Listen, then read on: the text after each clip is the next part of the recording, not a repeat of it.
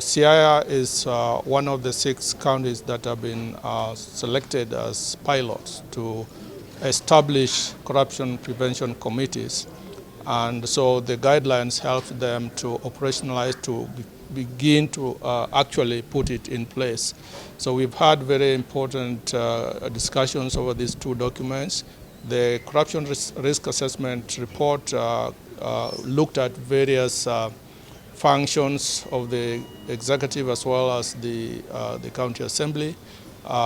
Basically, what that assessment did was to do an in-depth review of the systems, processes, and procedures to be able to identify possible weaknesses or loopholes that may give rise to corrupt practices or unethical conduct.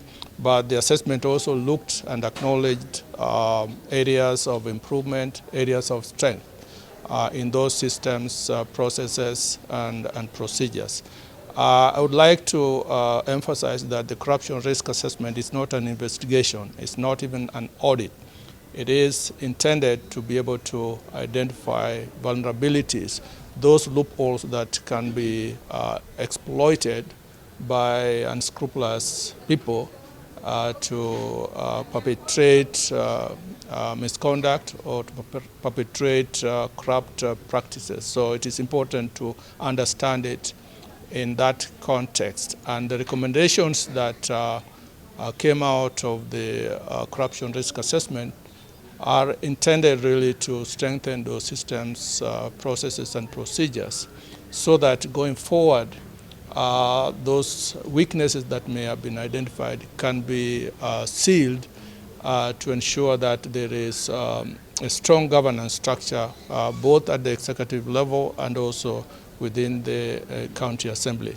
Now, we are doing this as part of the ongoing engagement between the commission and the county governments, as well as other ministries, departments, and agencies throughout the country, with the whole sole purpose of strengthening systems and procedures to make sure that we can actually prevent corruption from taking place in the first place. It's more proactive rather than reacting to cases of corruption. It doesn't mean that if we come across circumstances which actually indicate that corrupt practices have taken place, it doesn't mean that we will stop at that. We will make sure that we go to the extent that is permissible based on the mandate of the commission. But for this particular exercise, the idea was basically to be able to work together with the county government to address any possible risk that may exist in their systems, procedures, and processes. So that is why we came here to launch those reports. We have presented those reports to the His Excellency the Governor, as well as the Speaker of the County Assembly.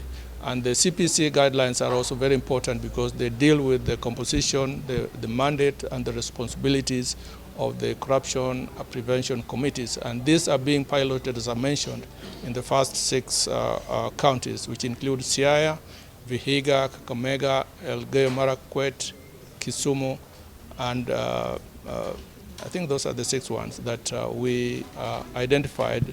And this is also being supported by our development partners, the GIZ, who are actually helping through their good governance program to make sure that we are able to put in place mechanisms that strengthen governance and therefore preventing corruption from taking place. We've made several recommendations in areas to do with payroll management, supply chain management, financial management, assets management, where we looked at issues to do with land ownership and in some cases where perhaps some land may have been grabbed, this kind of thing. So project management as well. So we've a lot of issues that have been identified, and these have been included in the report and communicated to the executive as well as the assembly. So there have been we have to separate 2 situations here. We've had investigations which have been conducted, okay? And the investigations have, of course, looked at some of those issues that you're talking about. And as you know, investigations take time.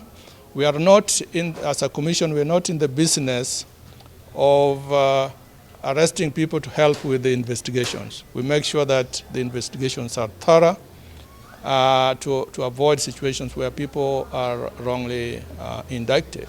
Now, where we are with the investigations, they are actually at a very, very advanced stage as we are speaking right now. I do not want to get into the details, but we are very much advanced. I think we are looking at the tail end of the investigative process, which has been undertaken in Siaya. So just be patient, because very soon you will get to hear or to see the actions that are being taken. But remember, the Commission investigates. After the investigations, once we are satisfied that we have enough information, then the files are sent to the ODPP. We do not prosecute. Bear this in mind. The Commission does not prosecute. And there might be back and forth between the Commission and also the ODPP to make sure that any charges that are preferred against culprits can actually stand scrutiny in the court of law, because we do not want to take cases to court which can easily be trashed. So that's all I can say about the investigations that have been conducted in Siaya. But the corruption risk assessment, is done irrespective of the investigations that have been taken. And again, the objective is to strengthen systems and procedures so that next time we do not have to talk about billions that have been, misappropriated. And the idea is to prevent investigation from taking place in the first place. Okay. The county government of Siaya has received the two reports. One on the risk assessment, as you've been told by the commissioner, and the other one is on the guidelines. And we are grateful for the commission, not only for undertaking the review of the work they had undertaken in coming out with the risk assessment and giving us the guidelines. We had a very effective, candid and useful discussion, both from the point of view of the risk assessment and also on looking at the guidelines. The guidelines, I think, are important in undertaking the preventive exercise, as has been explained by the commissioner. At the county level, I am supposed to be the chairman of that the committee established at the county level. It cascades to the sub-counties, and best practices, as I understand, will require us even to go lower to the wards.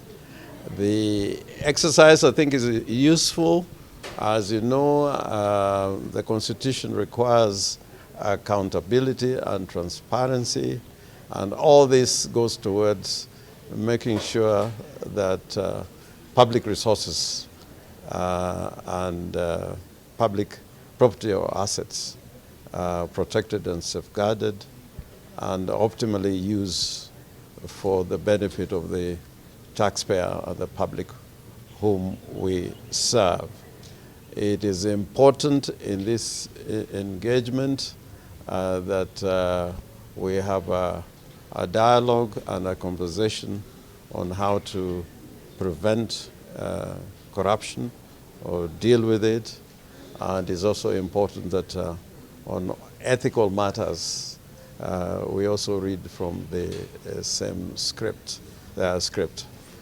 You'll find that in the report has been highlighted by the commissioner that most of the work that they have done deals with areas where the county as a government, and speaking both for the executive and the assembly, where there are possible loopholes, if I may call them so, and what the risks the possible risks that the public and the institutions are likely to suffer. And the Commission has gone ahead to give their recommendations, and we intend to consider those recommendations. And part of this exercise would require of us as a county government to provide a work plan in terms of implementation and dealing with the report. We actually were with the view that some of the issues that have been raised, we already have addressed some of those recommendations, as it were. And this I say because of the engagement that we've had with the Parliament, specifically the Senate, touching on same issues, the engagement we have had with the controller of budget, and the engagement that we have had with the Auditor General.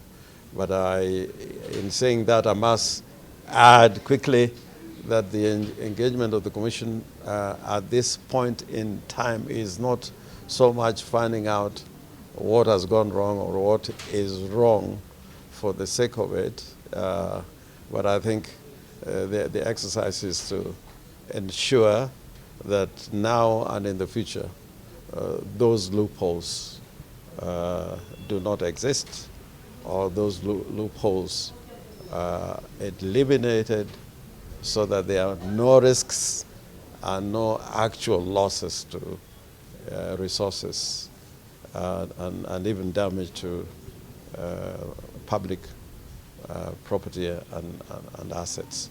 It is a challenge because sometimes when recommendations are made or when we identify gaps as the top leadership, I love to say the politicians, the policy makers, we look at you and when they read something, we are like, where were you, the administration? So therefore, we all have a duty not just to listen, but to listen carefully and to implement so that we can plan. EACC, for a minute, I've always thought in the people's minds, even the prevention, they think is enforcement. You know, like newspaper, the Daily Nation adversely reports about an institution today, when yesterday they came asking for space. So the institution says, sitakupatia kazi tena, kwa sababu jana nimepatia space 3 pages, lakini leo unaandika kitu mbaya juu ya county. You are the same, because I know you are 2 categories. One arm of you is the prevention. The prevention team, I am convinced or persuaded to believe that what excites you is when there's zero tolerance, when there's 0 cases reported about corruption in the institutions. You may not want to admit, but you know that the enforcement team, what excites them most is when a suspect is matched, preferably from his bedroom, at the full glare of the media, and is a suspect, and arraigned in court, charged. Whether acquitted or convicted is none of their business, much as they would celebrate conviction. But for you, it is different. I know even here, some of us will ask you, you are not doing enough with cases that were reported to you. But it wasn't you, perhaps the commissioner. But the commissioner is not an implementer. So you sit at a place where your one wing wants compliance and wants us to get it right. Another arm wants the drama. The deputy regional manager, you want both the drama and the prevention. That is what we would want. But again, we appreciate that. And in primary demands, Siaya continues to ensure that briberies are demanded the public officers in Siaya demand bribes at least every time a service seeker comes to seek a service. That is what our survey says, and that's what the residents of Siaya said at that time. But there's one thing called demand and there's another thing called payment. For every demand that is made, there's a payment. So we need to be tracking that together in the next survey and how we can work on it. Then there's the average bribe that is paid. Should it be demanded and it is paid. The national average bribe, if you live here, is about Kenya shillings 5,880. So you can understand the magnitude of the problem, which we call systemic. But in Siaya, it is 2,619. So slightly below the national. So Siaya is not in the top 10 or in the bottom 10, but it's there in between. That was about 2-3 years ago. Now we look at the indicators which will be released later towards the end of this year. For water, environment resources, and lands, physical planning, housing, and urban development did not provide the exact fees and payments for services provided by respective departments. This may lead to misinformation of the member of the public and is a loophole. Now, the other finding on the area of interest management was that the county executive had unsurrendered interest amounting to Kenya shillings 661,886,378 at the time of the assessment in February.